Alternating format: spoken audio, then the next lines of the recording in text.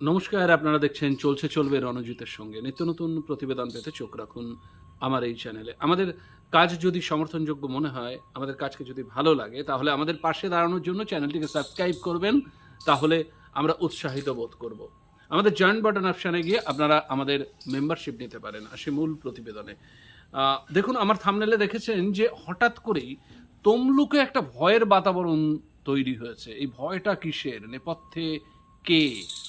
আসল কথা হলো, তমলুকে বামেদের যে প্রার্থী, আপনারা জানেন যে সায়ন বন্দ্যোপাধ্যায়, তিনি হিসাবের মধ্যে ছিলেন না, কিন্তু যত দিন যাচ্ছে যথেষ্ট হিসাব শুধু না, যেন সমগ্র এই তমলুক আসন জুড়ে একটা অন্য উন্মাদনা বইছে এই সায়নকে ঘিরে, এবং বিরোধী শিবিরে চিন্তার কালো মেঘ ঘনীভূত হচ্ছে।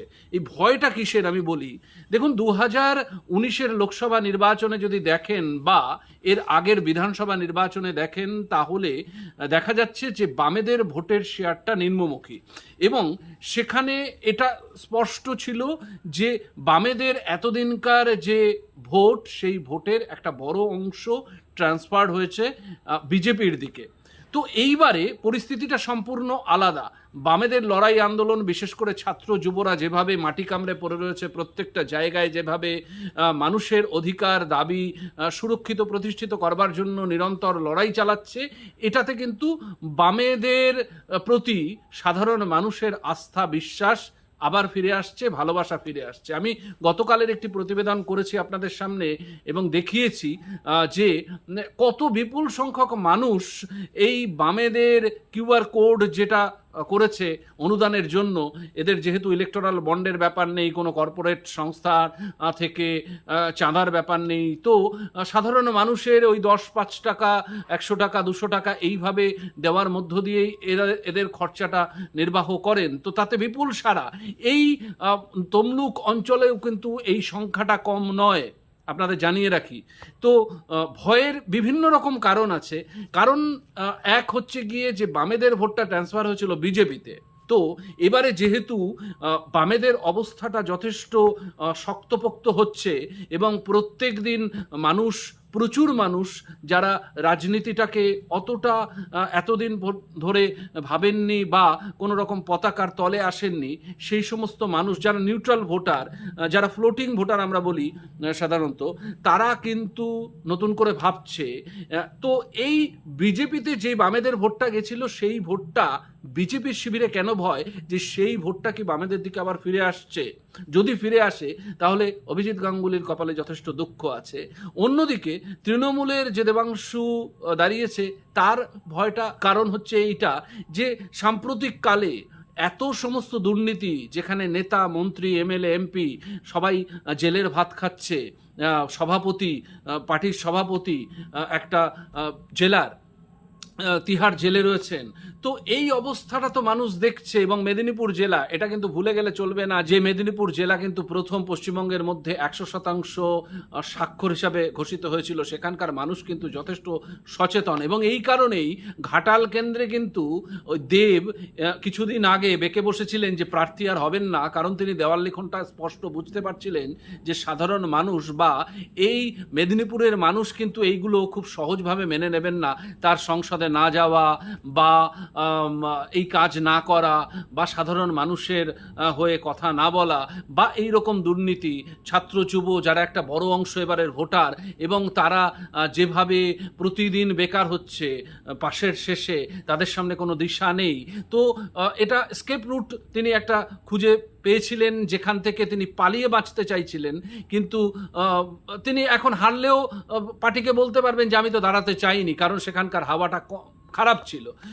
পার্টি তাকে অনুরোধ করেছে, কারণ পার্টির এই সময় অনুরোধ না করা ছাড়া কোনো উপায় নেই, কারণ উপযুক্ত প্রার্থী এবারে নির্বাচনেও দেখেছেন যে বহু জায়গায় আনকোরা প্রার্থী দিয়েছে, এবং তারা জানেন যে বিজেপিকে এর থেকে অনেক সুবিধা করে দেওয়া হবে। কারণ বিজেপির যেখানে অমিত শাহ বলেছেন যে 35টি আসন এখান থেকে চাই, সুতরাং 25 থেকে 30টা আসন দেওয়ার ক্ষেত্রে তারা এই রকম দুর্বল প্রার্থী, আনকোরা প্রার্থী, অপরিচিত প্রার্থী তাদেরকে দাঁড় করিয়ে দিয়েছেন, কিন্তু এই ভয়ের বিষয়টা হচ্ছে গিয়ে এই রকম দুর্নীতির আবহে তৃণমূলকে কত শতাংশ মানুষ ভোট দেবে, আগের নির্বাচনে যেই ভোটটা পেয়েছিল সেই ভোটটার কত শতাংশ পাবে, কারণ প্রত্যেকটা দলের ক্ষেত্রেই যারা শাসকে থাকে, যারা শাসনে থাকে, তাদের প্রতি একটা ফ্লোটিং ভোট পড়ে।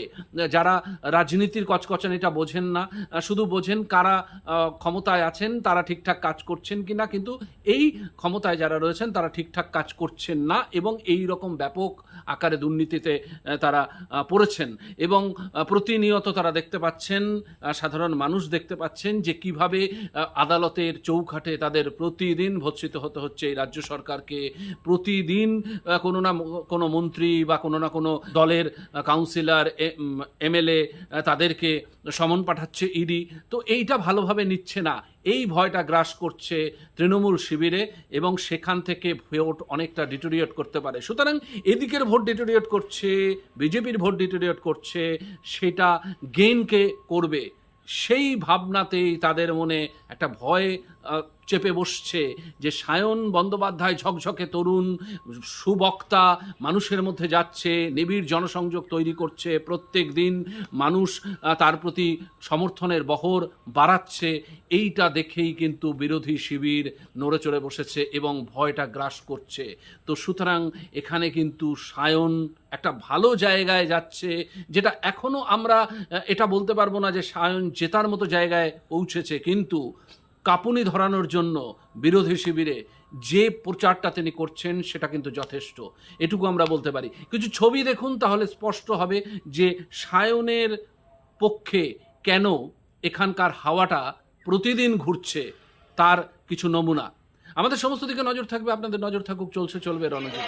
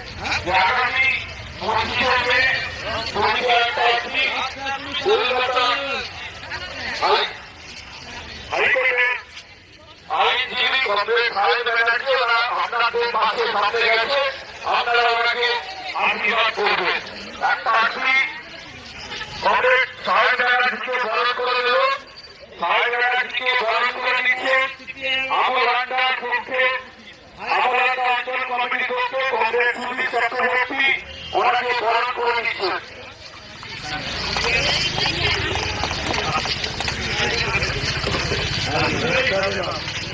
ভোটটা দেবেন কাজটা শুরু করা ফ্রেন্ডকে